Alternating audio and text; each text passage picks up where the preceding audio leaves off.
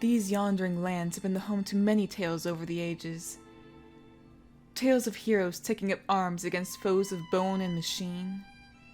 Tales of outcasts and misfits trying to lend a helping hand where they can. Tales yet unfinished of dreams and wings. I've narrated and led you along many of these tales in the past, told these stories to you as though I were the one making these decisions instead of those involved, and prattling on about one thing or another. But these stories aren't mine. I'm merely telling you these tales as a narrator of sorts, and perhaps it's time I take a step back and allow these new heroes to tell their tale without my own ramblings. This isn't my story, after all. But I can still tell you what happened.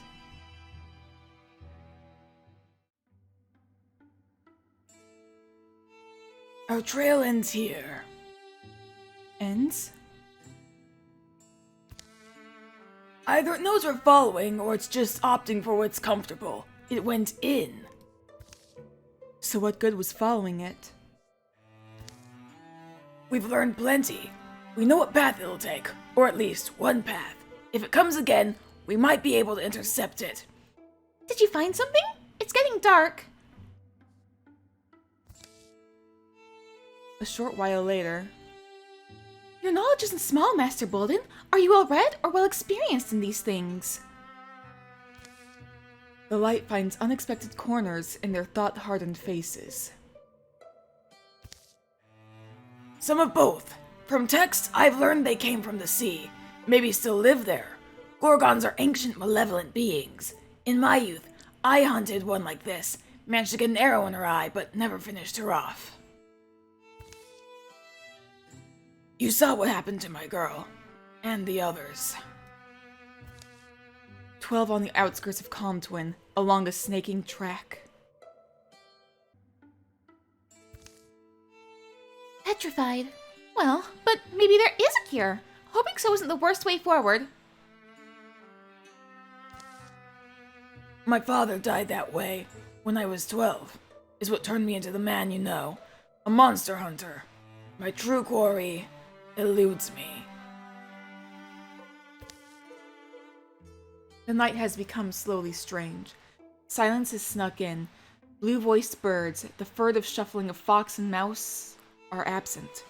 The noisiest thing is the river. All you taught us, Master Bolden, and me especially, it's appreciated. It'll get used, even if it's not tonight.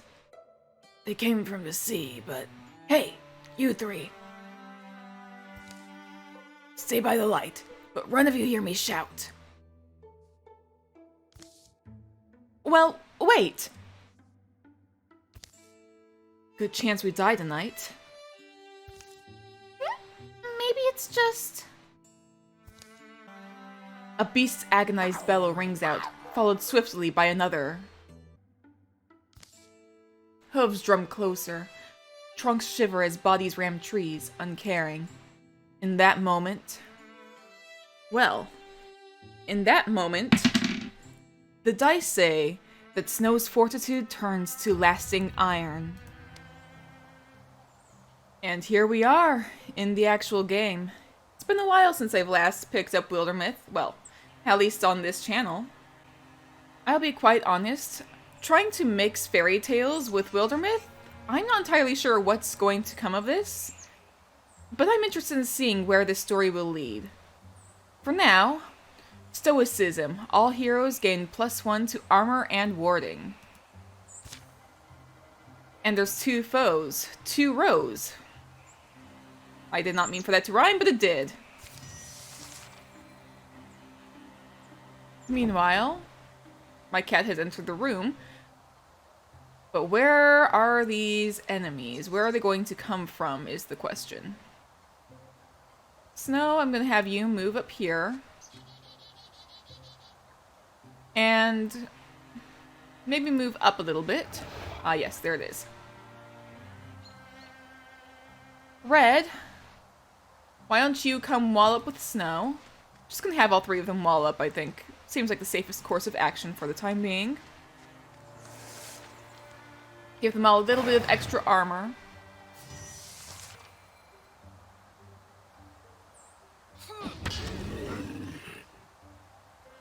I cannot... Okay, apparently this was not a good spot to move to.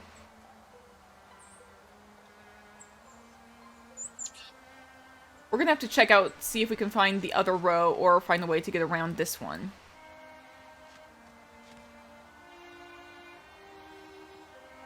Sorry, Snow, you're gonna lose a little bit of extra armor. But, luckily, we blocked that attack.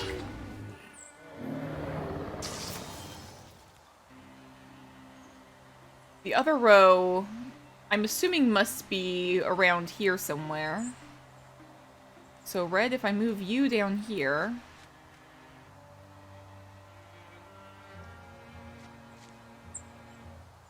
I'll move you down here. At least wall up with Red. Oh, there's the other row.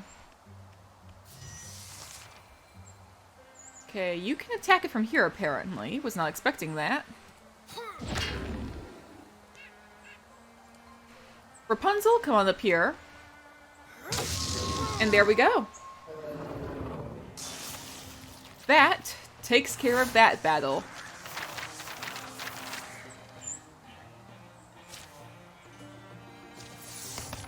Snow is now a greenhorn warrior, and that means that she can either become untouchable whenever she gets a kill, the next attack against her within one turn will miss. Engage, as a swift action, Snow engages a foe, forcing it to attack her. Snow must stay in range and maintain a clear line of sight, +1 armor per engaged foe. And Wolf Call, after a successful kill, Snow's allies gain +2 speed for this and the following turn. I'll be honest, if she's going to be on the front lines, I prefer for her to be untouchable, at least to a degree. Red is now a greenhorn hunter. She can get Ember Arrows when standing by a fire, but Red's bow attacks will have +0 damage, +1 shred, and start fires. Fire can't spread onto her. Through Shot. Red fires a cleverly placed arrow that will pass through the first target and hit the next target in a line, dealing -1 damage to the second target, or -1 damage from the total amount. And Flash Cone. Once per combat, Red throws a flash cone that blinds enemies and deals 0 magic damage. If they're an ally, they'll be hidden. I kind of want to do either Through Shot or Flash Cone. Flash Cone might be useful. I don't tend to go for like these more sneaky abilities very frequently, but let's go ahead and try it. And Rapunzel is now a greenhorn mystic. She could have arches. Rapunzel bonds with the earth and summons from seedling and silt a wondrous tree that pins surrounding enemies. Mythweaver. Okay, with statues and ruins, she would gain +1 potency for each one that she's interfused to. Garb, plus 50% chance to reflect damage while interfused. Books give a lore dump, and textiles give greater constrict. And naturalist, with plants, she can use Vine Wrench, and trees, upon interfusing with a tree, enter Grey Plane. And active is Tree Call. I kind of want to go with Mythweaver for her. Or arches, actually, could be useful. Especially considering later on enemies will be able to destroy stuff, so having arches could be quite useful. Just summon a tree wherever you like. But then there's Mythweaver. I'm gonna stick with arches. The Necklace of Divinity. A necklace with a colored carved stone gives plus 0.8 warding. Who could use the most warding? Well, Rapunzel already has quite a bit. Being a mage, she's probably going to need to use it quite a bit. I might give it to Red, actually. It's going to be a little redstone, and that's very nice. I like that. The beasts fidget still, foamy lips uncomplaining, dying amid stacks of their limbs and puddles of gunky gore. Master Bolton's likely got a few himself. Didn't hear him shout. The river goes quiet on its course as the 3 pupils of Bolden Tralme come blundering through the undergrowth. Silver stars like silent crows flock and follow. to glow on the changeless cast of his final anguish.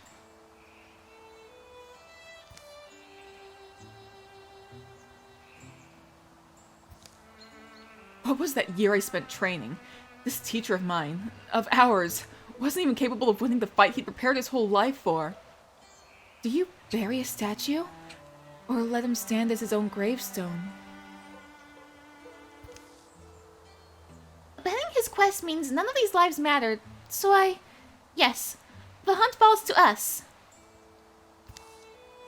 The river chuckles and burbles and hums. And us, whoever we become. The wild things may all be against us. We'll do what we have to.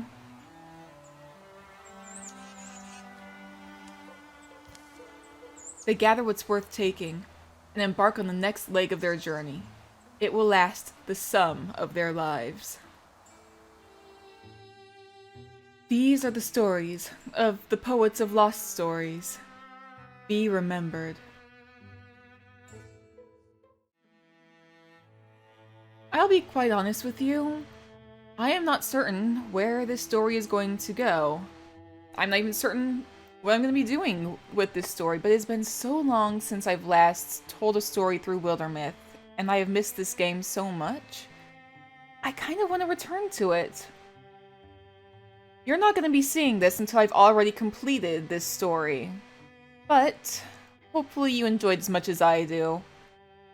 Through this story, I want to try and retell some familiar folk tales, some familiar fairy tales and legends, but with a bit of a more, I don't know, a bit of a twist, a bit of a more magical, fantastical twist than even these magical, fantastical fairy tales have. We'll see how this goes.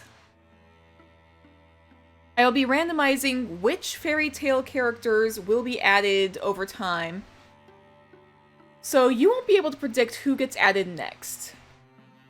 But hopefully it all goes well. After all, it already appears that someone at Comtwin wishes to join the Poets of Lost Stories. Are we really looking for fighters? Or did you just want an excuse to hit the tavern? Come on, how are we going to become world-renowned if we're not growing the ranks? Plus, I'd like some extra help starting conversations with you and when you and Red are doing all that awkward silence thing. The stars were beginning to come out by the time they got back into Comtwin proper. Good thing we got in when we did. Looks like most people are still out and about. Maybe we can knock out this errand sooner rather than later.